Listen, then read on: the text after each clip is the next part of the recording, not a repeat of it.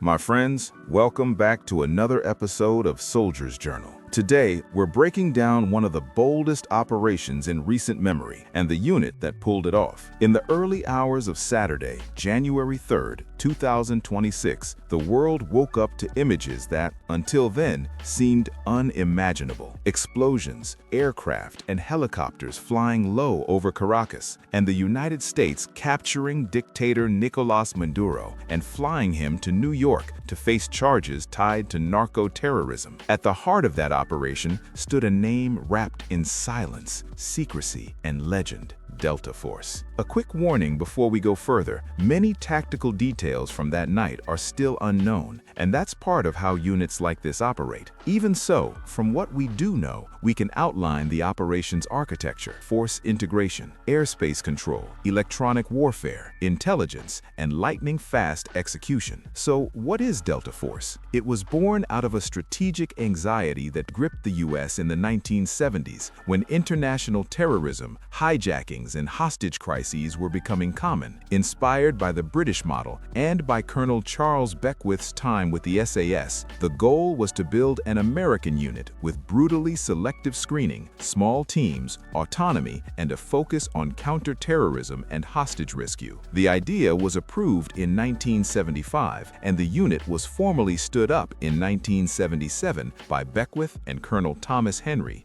Delta emerged in the late 70s, but the real cultural shift in U.S. special operations came after the failed 1980 Iran rescue attempt, Operation Eagle Claw. That failure produced more than embarrassment. It sparked deep structural reform. It became clear the U.S. needed better joint planning, true inter-service integration, unified command, and standardized training for complex missions, changes that shaped Delta through the 1980s. The unit's exact organization and strength remain largely classified. What's known is that it mixes assault teams, reconnaissance elements, and specialized support units, communications, intelligence, tactical medicine, and capabilities to breach obstacles and handle specific threats, all tightly coordinated with Special Operations Aviation. That's where another legendary formation comes in: the 160th Special Operations Aviation Regiment, the Night Stalkers. They provide helicopter aviation support to Army Special Operations units, including Delta. How did all this play out in Caracas? U.S. authorities named the mission Operation Absolute Resolve. It was months in the making, integrating multiple intelligence agencies and tightly controlling the information environment. Sources close to the operation say American agents tracked Maduro's routines for months and even built full-scale replicas of the location to train the assault teams, similar to preparations used to capture Osama bin Laden. Inside Venezuela, operatives reportedly carried out actions such as targeted power cuts to key areas. On the aviation side, more than 150 aircraft were mobilized from roughly 20 bases: bombers, fifth-generation fighters, airborne early warning planes, electronic warfare platforms, and of course, Night Stalker helicopters for insertion and extraction. Even before the rotors spun, electronic warfare played a decisive role. EA-18G Growlers were used to blind radars and disrupt Venezuelan communications. That kind of suppression is essential for Delta missions. Deny the enemy the ability to see, track, or react in time. The insertion force flew extremely low over the sea to minimize detection, then moved through valleys and skirted the mountains surrounding Caracas. Footage shows MH-47 Chinooks, MH-60 Blackhawks, and attack helicopters, likely AH-Z-1 Vipers from the Marines. Selected targets like Fort Tiuna, La Carlota Air Base, and the port of Guaira were struck to paralyze response and prevent coordinated defense, creating the critical window needed for the assault. Reports indicate there was an exchange of gunfire, and one helicopter was hit but remained operational. President Trump said there were no American fatalities, though injuries are likely. After the capture, extraction followed a classic high-value pattern. The detainee was quickly removed from the country, placed aboard an American ship offshore, the SS Iwo Jima, and only afterwards transported to the United States. That sequence lowers the risk of interception during the most vulnerable leg. Why did it succeed so quickly and effectively? Because it wasn't just Delta, it was an entire ecosystem of agencies and units, each carrying out a specific mission: degrade defenses with electronic warfare, knock out power in communications, strike military nodes, and thereby create a temporary void in which the assault force could move with relative freedom.